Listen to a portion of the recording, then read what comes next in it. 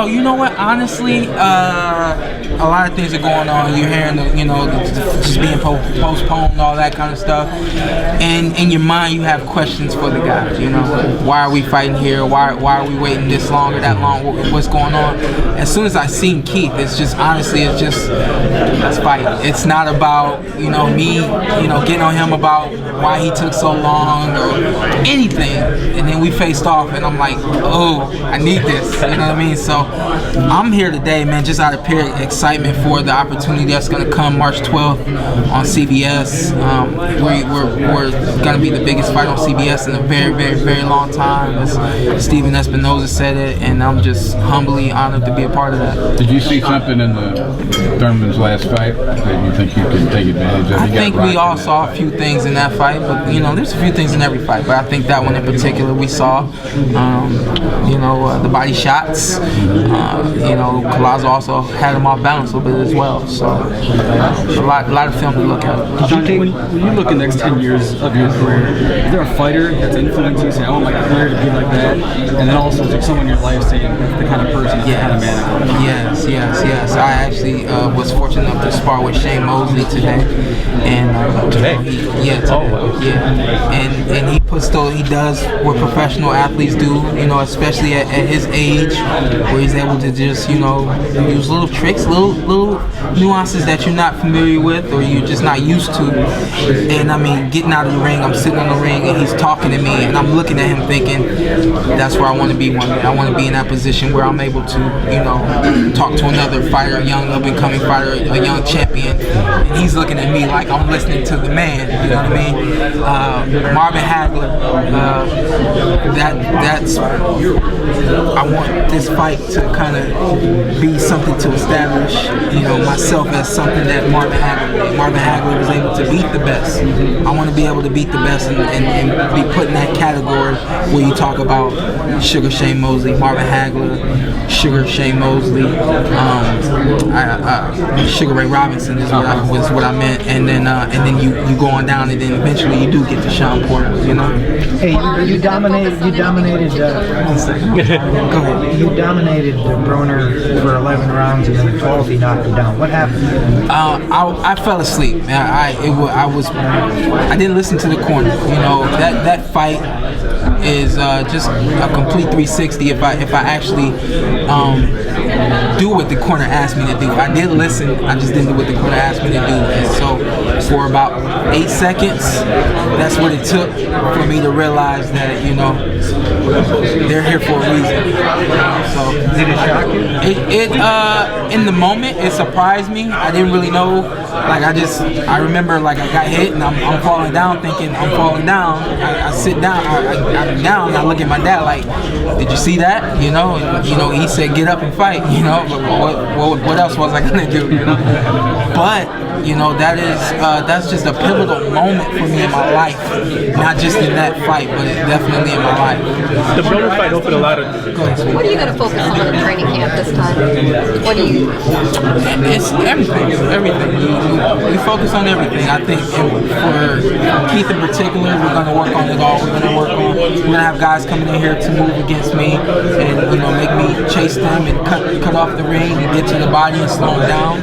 We're going to work on counter punching and boxing from the outside, getting better on the inside, not keeping the head in the middle, watching out for the headbutts, top to bottom. We're working. Body work going to be a good focus. Yes, ma'am. Always is. Should you turn the page on Keith Thurman? Should you turn it? Kell Brook is still out there. That's in the back of your mind, and there's another welterweight out there. I really wouldn't say that Kell Brook is in the back of my mind. I would say that if that fight happens for me again, I would absolutely love that fight to happen again. If not, I will keep it moving. It's been 2 years now since that fight, so it's a fight that other than the media, no one really talks about. He doesn't talk about it, and we know that he's not going to talk about it, so we don't entertain it. Shawn, what did you take away from Timothy Bradley? What are your thoughts? He's a great fighter. He's a great fighter. He's the epitome of a fighter. He has the heart of a lion. He comes forward. He comes to bring it. He has a new trainer, so he's doing some new things. And I would love to fight Tim Bradley. Keith, I'm so sorry. Shawn, we read your tweets on Twitter. You're very eager to fight Keith. Why was there a part of you that said this fight may not happen? Did you have a plan B for your next fight? No, we didn't really have a plan B. This was just the plan. You know, coming off of our fight against Adrian Bronner, we didn't really know what direction we were going to move in. Then we were told Keith was going to be that direction, so that's what we put our focus on.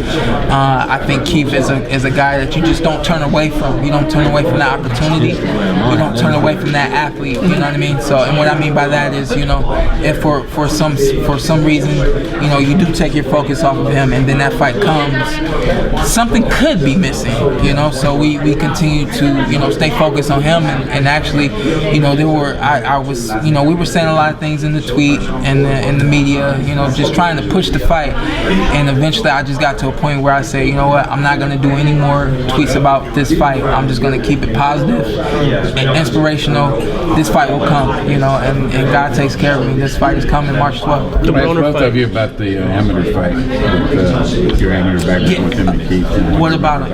You fought him in the amateur. Yeah, no, we never fought Keith. Yeah, well, I was 165, he was 152 when we were coming out of the Olympic program. And I mean, along the way, I just remember a ponytail knocking guys down. Will this be your toughest fight, do you think? I think so.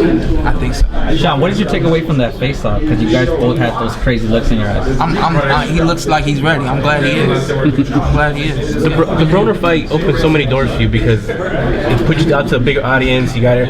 Is this fight a win here bigger than the Broner fight? Or I kind of feel like that Adrian Bronner fight in some ways closed some doors, man. Really? It was hard to make this fight, and we didn't know if there was any other fight we could make, you know. So it's gonna come, you know. The publicity, the interaction with, you know, the common folk that know me now that didn't, all that's gonna come. It's gonna continue to come. This is a fight where I don't even focus on that. I focus number one on beating Keith, and you know, just like Steven Espinoza said, becoming that number one fighter in the top division in the world. What does it mean to you to be on network TV? That's awesome. That's awesome to hear him talking about that fight, Muhammad Ali and Michael Spinks, and to know that you're following up something like that is very awesome. I didn't know that until he spoke on it. I mean, I understand that CBS, it's CBS. I know the pedigree that CBS has, but in the boxing world, I did not know what Steven had said earlier. So I was like, you know, when he said that, I said, yes, you know, this is what we want. This is what we should want, you know. This is what we should want for our sport. By the way, Ali fought Leo. I'm sorry. Shawn, how do you feel about the possibilities of stardom now that Mayweather is retired and Pacquiao's? I hear people talking about it. I think it's awesome. And again, we just got to put it down, be impressive, and look good. That's it. Other than that, everything else will take care of itself. Shawn, you've been in the gym. You haven't fought since June. I mean, how much have you been chomping at the bit to really get back in the ring as soon as you can? Man, I got some winning gear like way back in October, and we still weren't hitting anyone. I said, you know, I need to hit somebody, you know. So by the time this fight comes, I'll be more than eager to get in there and let my hands go, and I know I'll be focused and feeling good that night. Have you ever seen anybody fight Keith that has this type of boxing ability? Can you repeat the question? Have you seen anybody fight Keith that has the boxing ability and quickness? No. Keith hasn't fought anybody like Shawn, but Keith has been in the ring with Shawn, because I've actually at different points in times had them spar, you know. So he knows what Shawn is doing. Shawn Shawn knows what he's doing. He hasn't seen anyone like Shawn other than when they've been in the ring together. And we're confident from those situations. Sparring isn't the do-all, beat-all, 100%, but it gives you a very good idea of what you're dealing with on fight night. So we're confident in what we're dealing with, and I think he knows a lot about Shawn's work. There's a little height advantage there. I saw that when we were facing off. I didn't really realize, but like I always say, man, I fought guys that were 6'4", a little taller than that, and guys 6 feet. So you don't have a problem fighting? I don't have a problem with that, but my saying is when we get in the ring, we're the same height. I have the ability to make guys do what I need them to do to make, so I can hit them. Yeah, that's for us, that's a total misconception. The first thing we're going to look at and think is a height situation. We would love to fight someone 6 feet tall, but Keith's not 6 feet tall. He's considered, to us, that's considered to be short. In the Pan Am Games, in the international, in Venezuela, representative from Venezuela was 6'6". We stopped. Evan Rodriguez is around 6'1". We beat him twice. Demetrius Andrade is about 6 feet tall. Jesse Hart is about 6'3" and some change.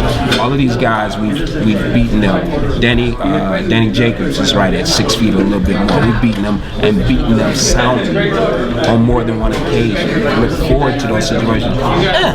Keith's not that big to us. He's just not. So, our adjustment is fighting the smaller guys. Our adjustment is staying small.